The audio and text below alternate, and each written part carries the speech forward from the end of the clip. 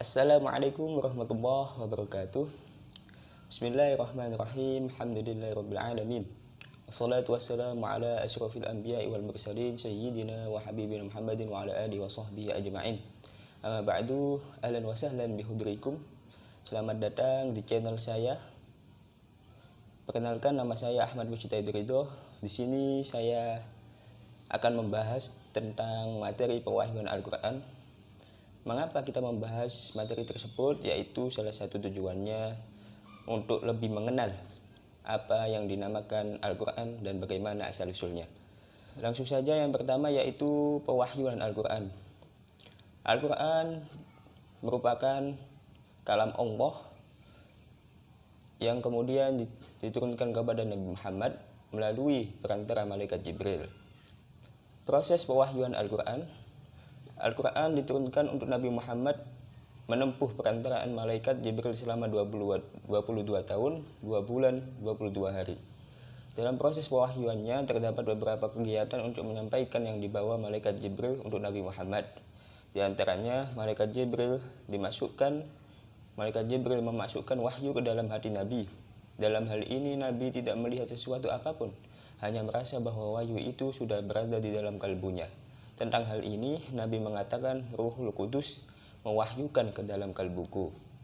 Yang kedua yaitu malaikat menampakkan dirinya untuk Nabi menjadi seorang laki-laki yang mengucapkan kata-kata untuknya, sehingga Nabi mengetahui dan mampu menghafalkan kata-kata itu. Yang ketiga yaitu wahyu datang untuk Nabi seperti gemerincingnya lonceng. Kegiatan ini dirasakan paling berat untuk Nabi. Kadang pada keningnya berkeringat meskipun turunnya wahyu di musim dingin. Kadang unta bagi Nabi terasa selesai dan duduk karena merasa berat bila wahyu turun ketika Nabi sedang mengendarai unta. Yang keempat yaitu malaikat menampakkan dirinya untuk Nabi, tidak berupa seorang laki-laki tetapi benar-benar sebagaimana rupa aslinya. Selanjutnya yaitu perbedaan cara penurunan kitab-kitab Al-Quran dengan kitab-kitab Allah sebelumnya. Pentahapan turunnya Al-Quran ini berbeda dengan turunnya kitab-kitab suci sebelumnya. Kitab-kitab suci sebelum Al-Quran diturunkan sekaligus oleh Allah Subhanahu wa Ta'ala kepada nabinya.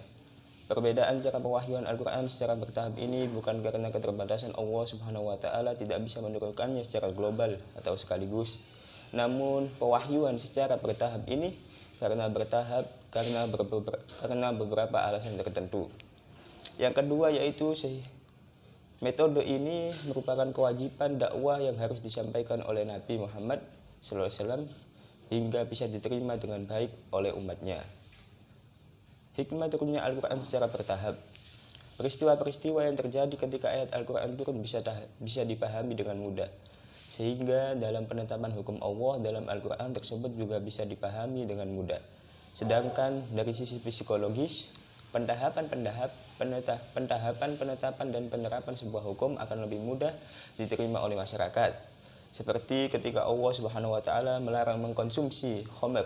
Allah Subhanahu wa Ta'ala dalam menetapkan pengharaman khamr melalui proses tahapan yang cukup panjang. Pertama, Allah mengajak manusia untuk merenungi kekuasaannya melalui buah-buahan yang mengandung zat-zat tertentu sehingga bisa memabukkan serta sebagai rezeki untuk umat manusia.